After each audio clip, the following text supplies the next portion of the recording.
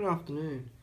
This is John from John's Weather Channel doing a special weather report for today, Wednesday, 12th of October 2016. Just going to give a bit of an outlook of what's to come over the next week and what's been happening of late. As we know, it's been a very wet winter and very wet September. But the first couple of weeks of October, as we suspected, has tended to dry out a bit, and I think from a lot of people that has been a very good thing.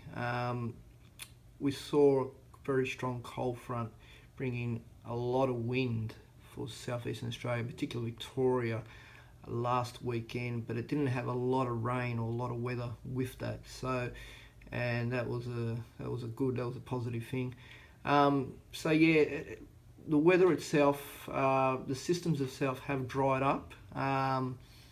In saying that, we never expected October to be anywhere as wet as September, as we broke all types of records across eastern, central, and southeastern Australia and parts of northern Australia in September. We expected average to above average rainfall, and it has been quiet the first 2 weeks as we suspected, but we did think it would start to pick up towards the second part of the month. And there are some signs of that happening, and we suspect November will be fairly wet as well, but not to the extreme of our September was. So we expect basically the wettish weather to continue, but nowhere near as extreme as it was in September. At the moment, this is thanks to Unicy. You can see this is the sea surface temperature anomalies at the moment across the globe, really. You can see here Australia, of course. You can see warm waters northwest of Australia continuing with the negative IOD, and cool waters generally to the west and central parts of the Indian Ocean, and cool waters to the south of WA and through the Bight area. That has been that pattern now for many months. We expect that sea surface temperature sort of imbalance to continue until November, possibly December, which is what will trigger off more weather systems across the Bight, more cut-offs. Although it has been quite lean lately, we expect cut-offs and troughs to start ramping up again more towards the second part of October and into November. You can see here in the Pacific, La Nina is trying to develop. It's probably the best it's been is the anomalies. Nino 3.4 index showed through the NOAA site this week at minus 0.9. That's the coolest it's been since this La Nina has tried to develop. Basically, officially, we're not in a La Nina, but it is trying to get there. We've got sort of La Nina pattern with the negative IOD across northern Australia, although parts of the Coral Sea is cooler than normal at the moment, but generally the SOI is quite high. The trade winds have been fairly strong of late, so with warmer waters north of Australia and coinciding with negative IOD, we've sort of got La Nina sort of pattern. So in general, that will mean more rainfall as well, coinciding with the negative IOD. Although the negative IOD, like we said, we expect this to sort of weaken towards the end of the year. So that's the general pattern there. With the rainfall, we expect the cool spring to continue through southern areas, especially if all this cool water south of in the Bight area in southern Australia, south of WA. We expect generally cooler than normal weather patterns to continue. In saying that, there's going to be some warm days in between, but it's generally going to be cooler than normal, we suspect, through southern parts, central parts of Australia, through the second part of October and into at least first part of November. So the cool spring will continue, thrown in with a couple of warm days here and there. So, but nothing like the last few years where we've seen quite warm springs. Eastern Australia will see generally average to slightly below average temperatures, and northern Australia, thanks to the warm sea surface temperatures off the coast, will continue to see warmer than normal temperatures for the second part of October and November. There's been some quite hot temperatures through the Northern Territory, or through the top end in particular, and the Darwin area over the last week or so, and that pattern will continue with the odd isolated thunderstorm thrown up in between. So, yeah, it has settled down a bit. The system, last week's system was still quite strong, the one that brought damaging winds across Victoria and parts of South Australia and Tasmania as well, but particularly Victoria, but it lacked the rainfall. So that's the Unity rainfall, sea surface temperatures. Now we're moving into the satellite picture, and you can see, we'll just get this right. This is the current satellite picture, and you can see there's not much action, there's not much happening at the moment. There's a cold front, a bit of cold air through southeastern Australia, producing some showers. A bit of a trough also moving through eastern Queensland today. You can see moisture up here. That's thanks to the negative OD. Still quite a lot of moisture. Just got to get the right systems to come through, and it can still produce quite a bit of rain through southern and eastern Australia. So it's cherry ripe, ready to go if it gets the right systems. But at the moment, the last 2 weeks we've been more into a flat westerly airstream across southern Australia, which hasn't allowed the moisture to come in from the northwest and hook up properly with these fronts and lows. So it's dried out a bit over southern and eastern Australia. But that's the latest, you can see that's the latest satellite picture, quite clear through most of the continent at the moment. So except for the low cloud through southeastern Australia and some patchy cloud through eastern parts of Queensland, thanks to a trough system moving through. So that's thanks to Himawari 8BSH. Now we look at the EC model. We look at the next 5, 6, 7 days of what's to come. The European model, which has been, it's one of the best models. It's one of the most accurate models. It was very accurate when it came to the big low a couple of weeks ago for the South Australian storm, which we spoke about a week or so before it happened. We know how models technology are. Nothing's 100%, but this is one of the more accurate models, so we tend to follow this. We tend to follow the models as well, of course, to get a bit of a medium idea, a bit of an average, but this is usually the model that tends to pick out the systems first, and most of the time it tends to be very accurate. So, and here we are today, what it's showing. You can see big high in the Bight. Once again, cooler than normal temperatures, southerly or southwesterly winds through southeastern Australia. We've got another cold front that's moving through Victoria and Tasmania, some showers today. And then we've got this trough sort of leaning back on top of the ridge over Queensland with isolated showers and thunderstorms possible across eastern parts of Queensland, Capricornia districts today, possibly parts of the southeast. But they're going to be quite, maybe parts of central, parts around Mackay as well and all that. But they're going to be quite isolated. We don't expect much out of that. So, but keep an eye on that.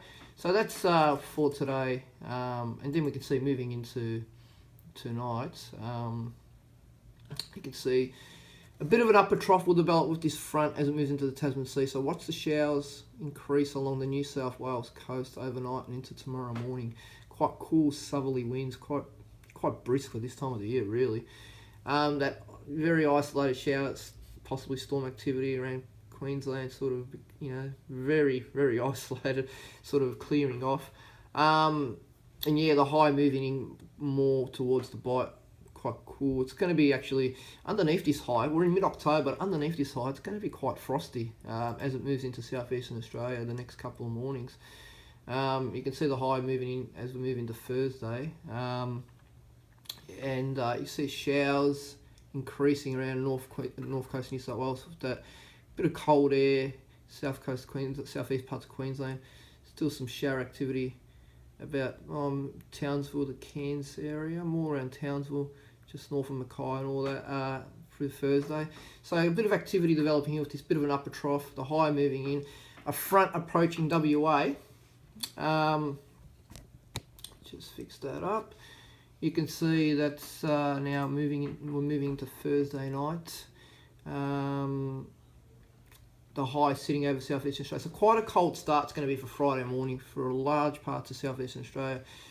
Yeah, frost will be fairly widespread, I would say, especially susceptible areas. It'll be quite widespread. It's unusual for mid-October. So quite a lot of cold air involved underneath for the inversion with this high. Showers on the Queensland coast increasing with this upper level trough. Then we've got this trough and front moving towards Perth after quite a warm day today. Temperatures once again go down. It's been quite a cool spring in WA, southern WA, in Perth, and it goes back to that pattern. The high moves further east. This is into Friday. You see showers still along the Queensland coast, particularly the southeast and around Townsville, Mackay, just north of Mackay. Cold start, but fine sunny conditions in the southeast with that high. You see front and trough pushing up to WA. A few showers around the south. Nothing major. A bit of wind, with some wind with this system, but no major rainfall. And then as we move into the weekend, we get closer to Friday night, Saturday morning, you can see showers persisting about parts of the Queensland coast. The high moves further northeast into the north parts of New South Wales, northeast New South Wales, and towards Tasman Sea. Some showers continuing about southern parts of WA. Got a trough system here. It'll draw some warm air, but won't last long. We'll go back to cool through southern parts of Australia next week. So you can see now moving closer towards this is Saturday now, coming into Saturday. See the showers about southern parts of WA. Quite cool again. Trough moving through through the Bight area towards Tasmania. Northwesterly winds ahead of it. Showers continuing along the Queensland coast. Then this front, as we're moving towards Saturday night, then this front sort of starts to thicken up a bit. We expect some rain to develop. We expect this front to bring more rain than the last front that went through southeastern Australia last weekend, or in particular Victoria and South Australia. Tasmania had some rain, but this front will bring more rain towards southeast mainland. So that's for Saturday. Now we're moving into Sunday, Saturday night into Sunday. And you can see, there's going to be some useful falls, 5 to 10 millimetres, maybe isolated 15 millimetres. Isolated thunderstorms as well. Bit of an upper trough with this system. So unlike the last system, it's not just a strong front and strong low and big gusty winds. There will be quite a bit of wind ahead of this system as well. Not as windy as the last system, but will be windy. But there will be some rain. The rain will be more with and behind the front, so it won't get ripped up, this system. So this system will produce some reasonable rain through South Australia, parts of Victoria, central and eastern Victoria in particular, and Tasmania, with some decent falls again through western and northwestern parts. That's moving now further into the weekend, towards the latter part of the weekend. You can see the trough, upper trough, sort of amplifies over southeastern parts of mainland. So some decent falls, and there could be flood watches once again issued for this system through parts of Victoria and Tasmania, and even parts of South Australia. So we expect some, widespread particularly central east parts of Victoria, 10 to 25 millimetres, and 10 to 25 millimetres through western and northern parts of Tasmania. A bit lighter through the east. South Australia, expect around the Adelaide Hills, Flinders, 10 to 20 millimetres, possibly a bit more as well. Then it sort of moves into southern New South Wales and around the southern highlands, 10 to 20, isolated 25 as well. So that continues to move east. And then we move into next week. You could see by Monday, the front or the upper trough has a surface trough extending through northern parts of Australia. So scattered showers, isolated thunderstorms with this system. More showers and rain for eastern Victoria, so we need to keep an eye on this area and into southern New South Wales. The showers ease in Tasmania, still but quite cold. Follow-up front to come through the Bight. But yeah, this band will move into southeast Queensland, northeast New South Wales, and there'll be some showers and thunderstorms. There hasn't been many showers and thunderstorms in northeast New South Wales and southeast Queensland this spring so far. You can see it can sort of consolidate. So showers, rain, bit of thunderstorm activity moving into northeast New South Wales, southeast Queensland. Another front moving through, so quite cool, remaining cool through southern parts of Australia. It's just been the trend, it's been the trend the last few months really, but in particular the last 6 to 8 weeks. It's been very cool. Showery across the southeast. This is next Tuesday. See the trough bringing showers and some thunderstorms through southeast Queensland, eastern parts of Queensland as well, extending back to the top end of the Northern Territory. We'll take it that far. We won't go any further. That's about 6 days out. Quite showery. There's talk of another system or cut-off low system, nowhere near as bad as the one for late September in the Bight area. Late next week. We're keeping an eye on it. It doesn't look severe at the moment, but it could potentially bring some more gusty winds, and if it hooks into the moisture properly from the north-northwest, could potentially bring some rain and storms so through the southeast later in the week, and showery weather for southern WA. But anyway, that's the latest at the moment. We'll keep you updated. Yeah, this is John from John's Weather Channel. Have a great day.